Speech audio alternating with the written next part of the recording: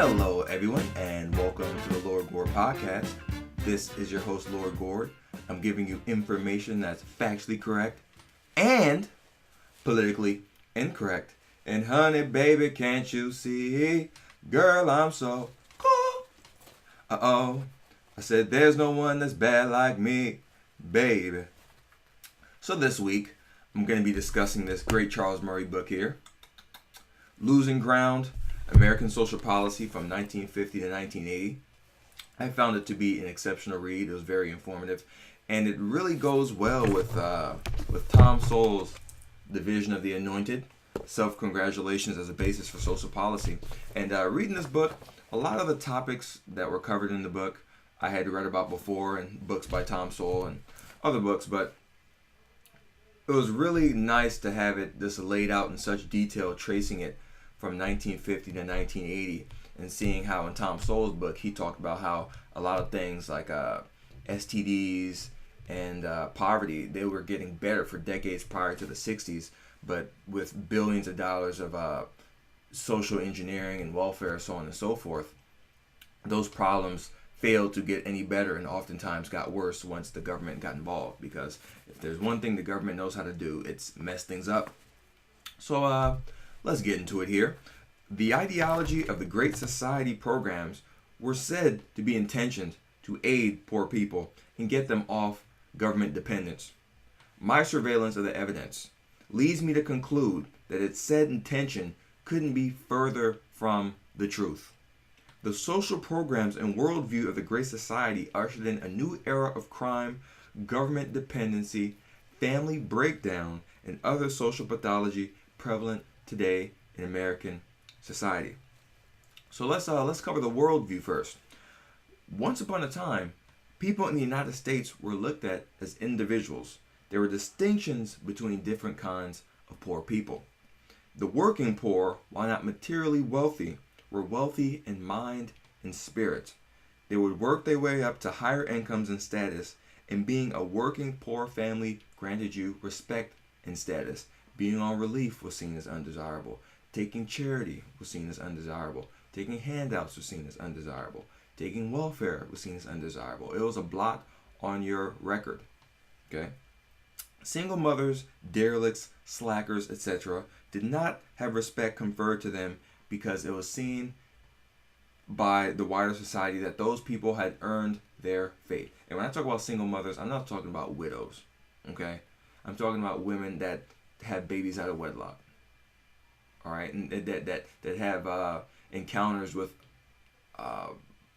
men that aren't reliable, and they know that they're not reliable, but they engage in this pathological destructive behavior anyway, and then they end up with this little bastard that they can't pay for. They earn their poverty. In other words, you earned your reputation, and your poverty didn't automatically grant you victim status.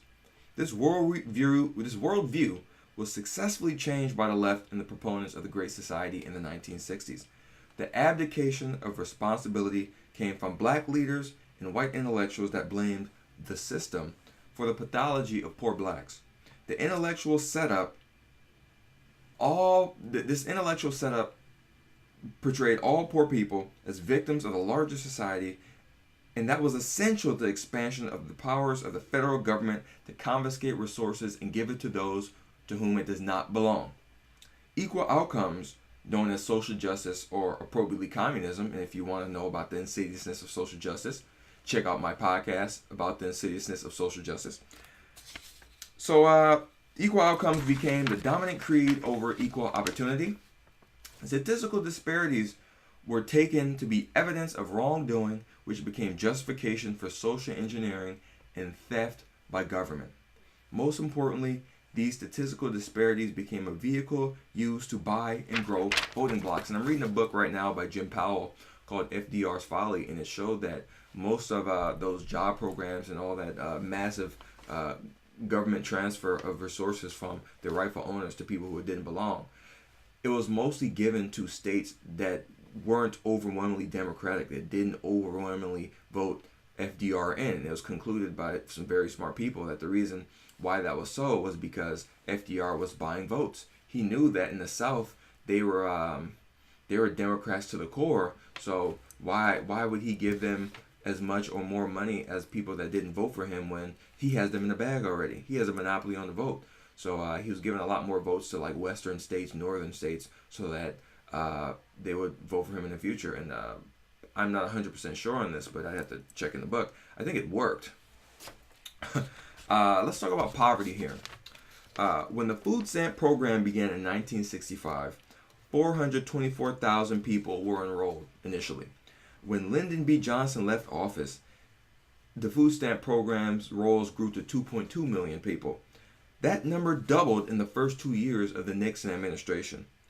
By 1980, the number of people enrolled in the food stamp program grew to 21 million people.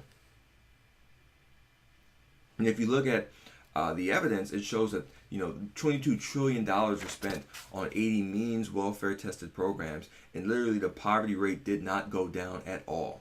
It kept people in poverty because you were being rewarded for aberrant behavior and not moving up the economic ladder. People stayed where they were. They engaged in pathological poverty-creating behavior, and that was subsidized by government. Okay? The number of people living in poverty had been declining for decades prior to the 1960s, like I said, but as government spending increased, the decline stopped.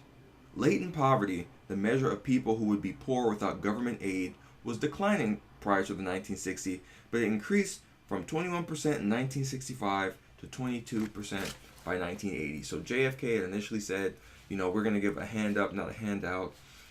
We're desperate to get people off the dependence of government. So we're going to give them more government money to try to get them off dependence. And according to their initial plan, it backfired tremendously because spending increased dramatically. The welfare rolls exploded dramatically. You started to see more illegitimacy, more family breakdown. And if you know the facts and the figures, check out my podcast on illegitimacy. Single mothers are about 60% of food stamp recipients, 90% of TANF recipients. They're 19% of all American families, but represent 51% of all families in poverty, so on and so forth. They are the biggest cause of poverty in the country is, single motherhood, whether you're born out of wedlock and not raised without a father. All right, so we talked about poverty there, and how as the government spending increased, the poverty stopped decreasing, because you started rewarding and subsidizing poverty, and people said, hey, it's much easier for me to not work and live off the government than to get on my behind and work my way up in a profession. Let's talk about black employment. The black unemployment rate for young blacks increased dramatically from the period of 1951 to 65 to 1965 to 1980. For black 16 and 17-year-olds, the unemployment rate from that time period shot up by 72.4%.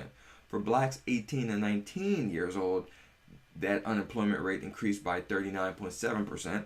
And for blacks 20 to 24 years old, the unemployment rate increased by 18.6%. And I mean, they were spending billions of dollars on job training programs, all this other social engineering garbage. And the facts are these. Labor participation rates were higher for blacks from the late 19th century to the mid 20th century than the white labor participation rate. And this was largely due because of lack of minimum wage laws. People like to say, they give all the excuses. They had them in the book. Charles Murray was debunking the excuses like, oh, they were working, so on and so forth. But they don't hold up to the facts. And the reality is even though there's more racism in the late 19th century, early 20th century, discrimination had a price because there's no minimum wage law. A black was not as desirable as a white. But if he says, I'll do it for $1 or $2 less, now your discrimination has a price, and people were hiring blacks because of that. So the black unemployment rate was lower than the white unemployment rate until 1931, when the Davis-Bacon Act was passed. Like the laws like the National Labor Relations Act of 1935 priced blacks out the market, costing them about 500,000 jobs in the southern textile industry. Black teenage unemployment in 1948 was 9.4%. This was a period where inflation had rendered the minimum wage basically obsolete. It didn't matter. So once they started raising the minimum wage to catch up with inflation, then you started seeing the black youth unemployment start shooting up. So here are the facts. The average black teen unemployment rate from 1971 to 2016 was 36.6%. In 1954, 85% of all blacks ages 16 and older participated in the labor force, which was on par to whites. The black labor participation rate started to fall in 1966 when the Great Society program started being implemented, the welfare state, all these job training programs, these billions of confiscated dollars through the federal government was being pumped in these ghettos all across the country. And in 1972, there was about a 6% gap between blacks and whites in terms of labor participation. By 1976, the percentage gap increased to 7.7%. A startling statistic about black employment was that about 55% of the increase in black professional, managerial, and technical employment from 1960 to 1976 occurred in the public sector, and half of the increase was due to employment and social welfare programs. In other words, by more ways than one, American blacks were being wedded to the government. And I think this was the plan all along. Lyndon B. Johnson said, I was going to have those niggers voting Democrat for the next 200 years. And how did he do that? By buying votes.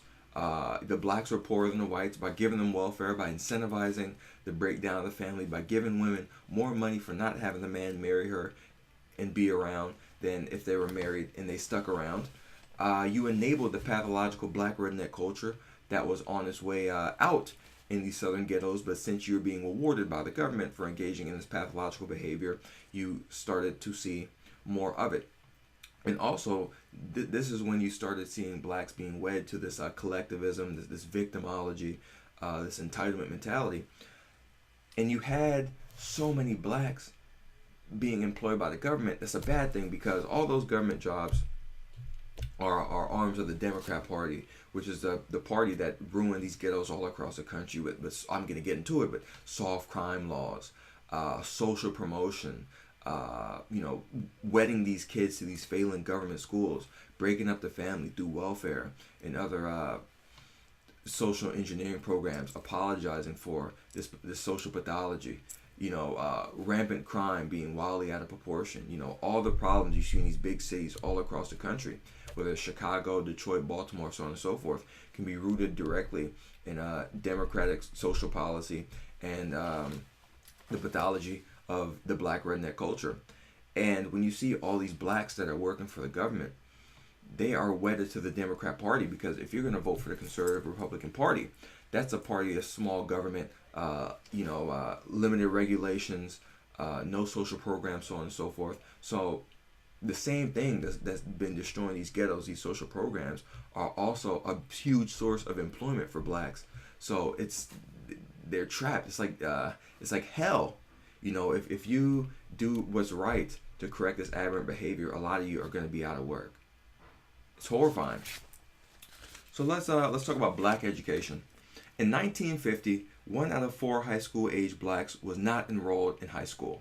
By 1980, that number had been decreased to 1 out of 18. Okay? Well, that sounds good. The quality of that education was nothing to write home about. I'm going to touch on that a little later.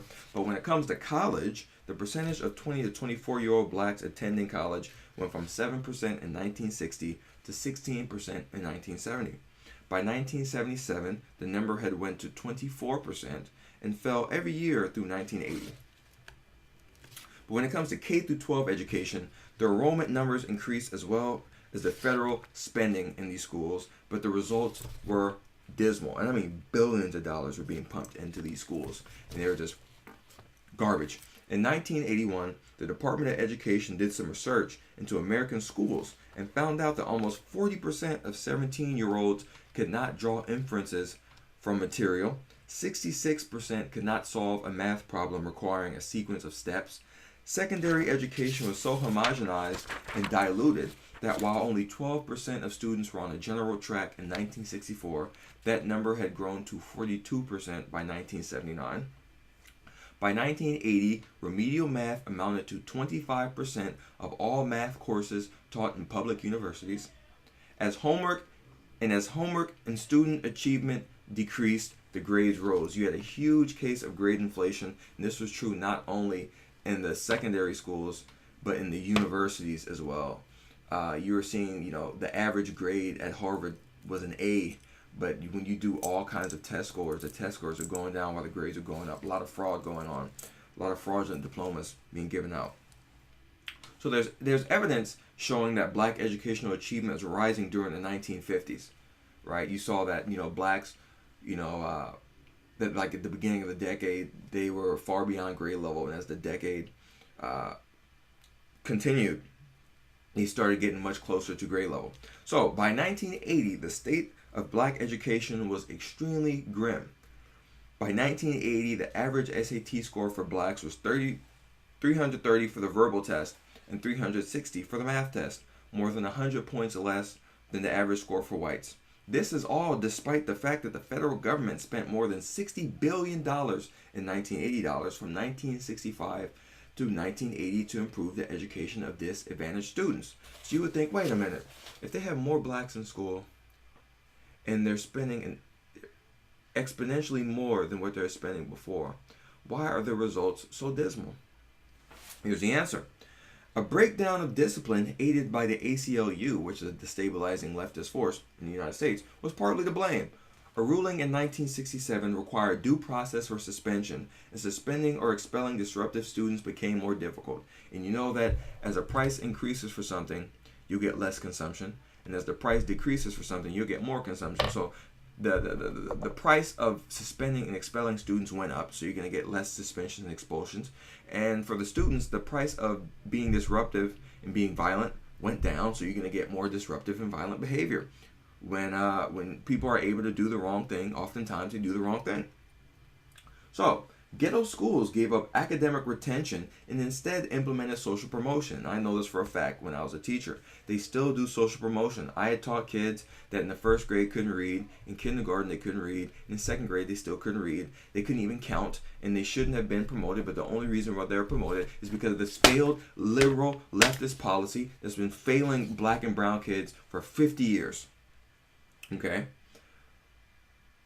Pushing for academic excellence in ghetto black schools, led to resentment by students and often by parents. Since the new credo, the new belief of the day, was that any problems that blacks face is because of the system and because of white people, it was seen that students shouldn't have to put the legwork in to succeed because all their lags and failures are the fault of white people. Dunbar High School in Washington, D.C. had scored higher on standardized tests than two of the three white high schools in 1899. Dunbar High School was this excellent black school in the late 19th century, early 20th century that was teaching stuff like Latin, Greek, calculus. A vast majority of their students were going to college. Really great school. From the 1930s to the early 50s, it has scored at or above national standards in terms of tests.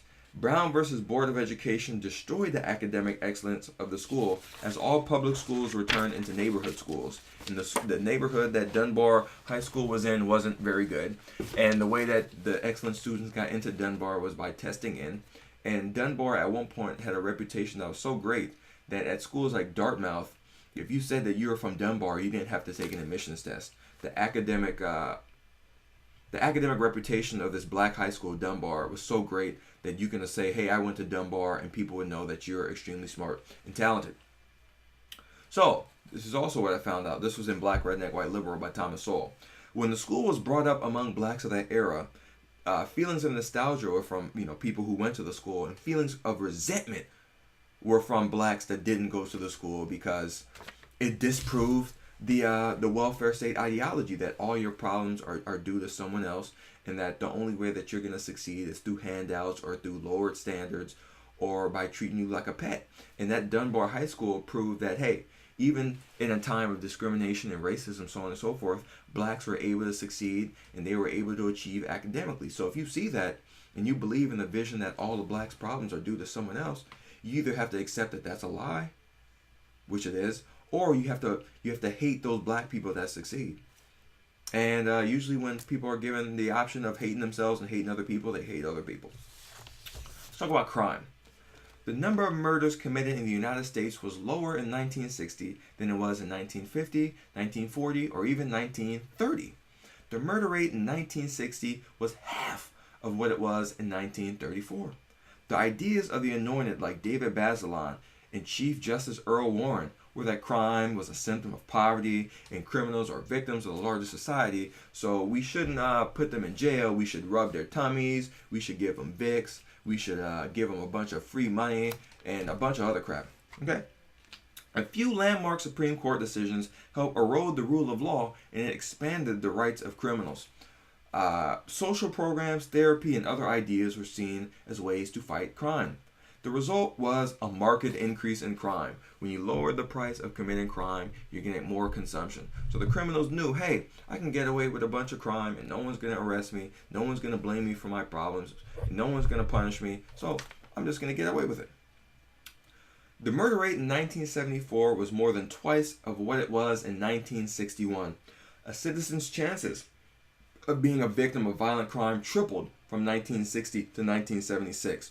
The arrest rate for juveniles for murder increased over 300% from 1965 to 1990. The likelihood of someone being arrested for a serious crime dropped so markedly that in 1979, that rate was 1/5 of what it was in 1962. I'm going to repeat that again. In 1979, the arrest rate of the chances of being arrested for a serious crime was 1/5 of what it was in 1962. From 1950 to 1960, the homicide rate for black men dropped by 22%, which is remarkable because that was a period of mass migration of blacks from the South into the urban centers, and there was mass poverty among blacks, but the homicide rate had decreased because at that point, you could still be arrested for a crime and not be treated like a victim, and you would go to jail for your aberrant behavior. While black criminality had always been out of proportion, wildly out of proportion, for example, 57% of people arrested for violent crime in 1954 were black, the crime shot up exponentially as black victimization rates per 100,000 for rape, assault, murder, and robbery increased anywhere from 200% to 500%, depending on whether it's rape or assault, from 1965 to 1979. You got that right. You know, these little liberals were trying to do a good thing, treating these criminals as victims, forgetting that the actual victims of crime are the victims of the barbarousness and cruelty of these criminals. And the black victimization rates went up dramatically as the courts started being more lenient to criminals. So the people hurt by these soft crime laws were blacks themselves. Okay, and we still feel the effects of that today. Criminal justice reform is the same stuff as catch and release. It's just a rebranding of a failed policy of 50 years prior. We're going to treat them like criminals. We're going to treat them like victims. We're going to give them a bunch of stuff. We're not going to put them in jail. And what happens? They go back on the street. They understand that they can get away with this aberrant behavior. The crime goes up. More blacks are killed. More blacks are victimized because the neighborhoods are so dangerous and so filled with crime. Less people want to invest in those neighborhoods. It costs more to invest in those neighborhoods. And you get this cycle of violence and dysfunction. And it's partly due to leftist social policy. So here's an example. By the mid-1970s, a juvenile in Cook County, Chicago, was arrested 13.6 times before being committed to a reform school. He was arrested 13 times before he was sentenced to go anywhere. And that's continuing today with people like Kim Foxx, the district attorney in Chicago, that's made carjacking a misdemeanor. I mean, crime's wildly out of proportion in Chicago. Over 3,000 people were shot there last year. And, they treat these black criminals like victims. They play catch and release with them. Dwayne Wade had like an aunt or a niece or a sister or something like that. And she was murdered by this black thug who had a long criminal rap sheet, but he was let out of jail by the same kind of leftist liberal judges that view crime as a symptom of poverty and discrimination and all this crap. And they treat the criminals like victims. And those criminals go on to hurt innocent people. And if you want to listen to my podcast about black crime being wildly out of proportion, feel free to do so. I go into this stuff in a bit more further detail. And it's really bad. It's grim. So let's talk about the family. In 1950, the black illegitimacy rate was 17%. In 1960, it was 23%. If that trend had continued, the illegitimacy rate for blacks in 1980 would have been 31.8%.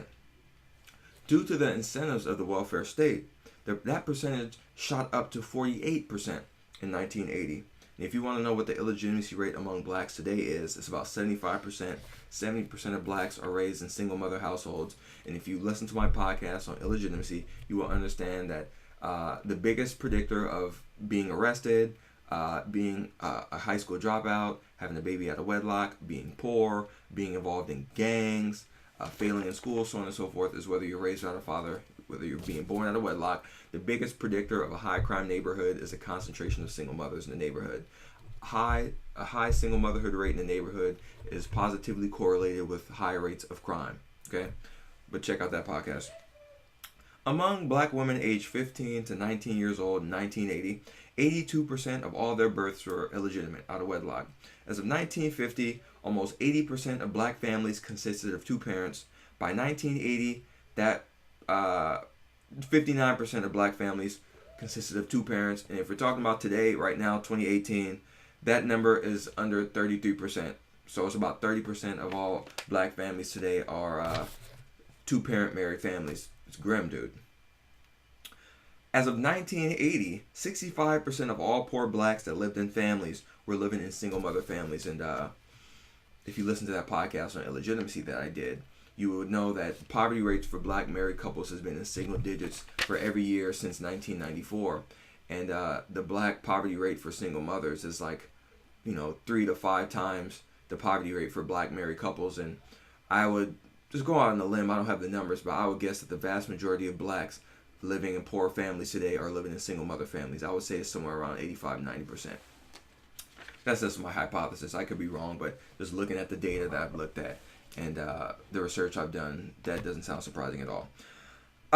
If family formation had stayed constant at 1970 levels, there would have been 32% less poor families in 1980 than there were. And I remember listening to an interview with Thomas Sowell and another economist. They're talking about even as black poverty levels were falling, the reason why they stopped falling at the rate that they had been falling previously was because of the influx of single mothers. And like I said, the number one creator of poverty is single motherhood and illegitimacy. So if the black family formation rate had stayed at 1970 levels, you'd have a lower black poverty rate. The biggest jump out of poverty for blacks occurred before the Civil Rights Movement. From 1940 to 1960, you had 87% of blacks living in poverty, and that number by 1960 dropped to 47%. I believe from 1960 to 1970, that percentage had dropped from 47% to 30%, and from 1970 to today, that number has dropped from 30% to 25%. And the reason why that poverty rate has remained so stubborn is not because per capita income for blacks has been rising, which it has been, especially for professional blacks. They're doing exceptionally well, but it's the illegitimacy rate. If you pour out, if you're pouring out 1 gallon of water, but then you're pouring in 3 more, you're going to have an overflow of water. And, you get one black out of poverty and like 10 more of them join. So yeah, the illegitimacy rate, if you want to lower the black poverty rate, you have to lower the illegitimacy rate. You have to lower the latent poverty rate. You have to get people in work, and you have to put the families back together. There's literally no other way to do it.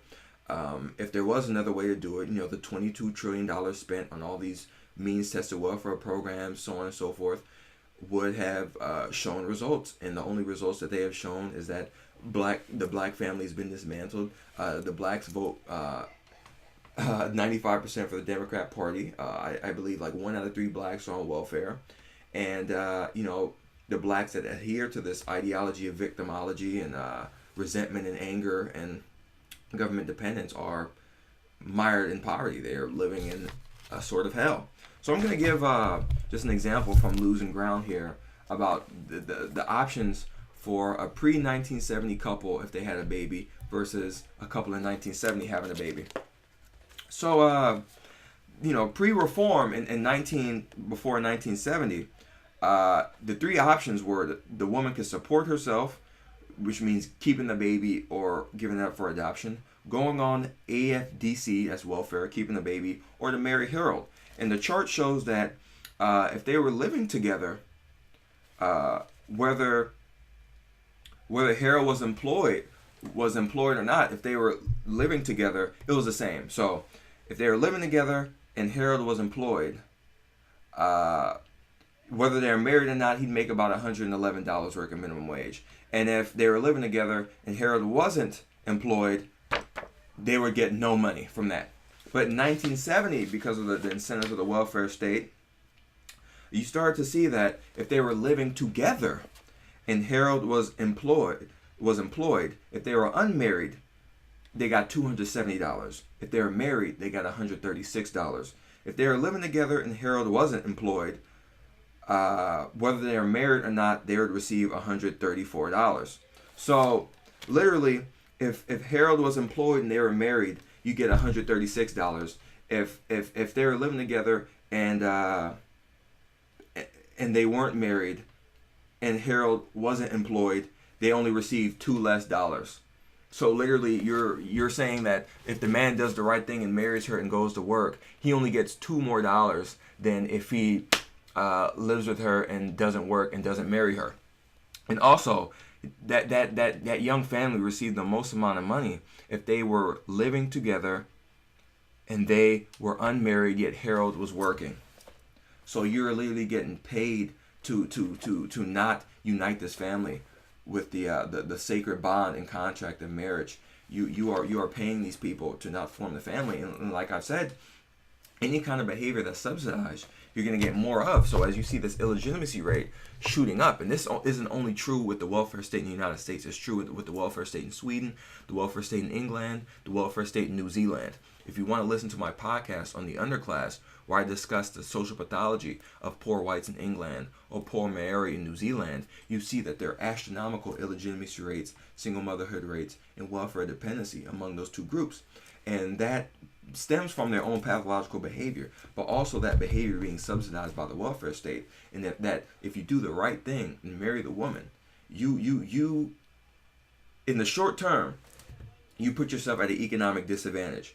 You're making a foolish decision in the short term, but in the long term, by relying on government, you will stay poor forever, and you will be a cannon fodder for the left, because they will trot you out for their agenda, and you'll have to stick. Even if you want school choice, you'll have to stay in those failing schools, because the party that wants school choice is also the party that wants you to work. It's also the party that's pro-family. It's also the party that wants to take away the incentives of the welfare state, which create illegitimacy and poverty and single motherhood. And it also creates a growing and expanding voting bloc for the left wing. So that's what I'm going to talk about today. That's it for the Lord Gord Podcast. Remember, Get Losing Ground by Charles Murray. Get Vision of the Anointed by Thomas Sowell. They go together like peaches and herb. Reunited, and it feels so good. Like the podcast on iTunes. Like it on YouTube. Subscribe to it. Share it with your friends. Get the Lord Gord Funk album, This Isn't TV, on PiesLife.com. Get it on iTunes, Google Play, Tidal, Amazon Music. Donate to me on Patreon. If you're in LA, come to the Blues Jam every Tuesday night at the Airliner from 9 p.m. to midnight. It's 21 and over, free admission with dollar tacos. And if you can sing or play an instrument, you can just come on up and have a good time. Next week, I think I'm going to talk about this book I've been reading, FDRs Folly, and how FDR's fascist illiberal policies helped extend the Great Depression for many, many years. I believe that's what I'm going to talk about. Maybe I'll call an audible. But if you want to mark your calendar, I'd safely say I'm going to talk about FDR's Folly and debunk the myths of the Great Depression. Thank you so much for listening. I'm Lord Gord. I'll talk to you next time.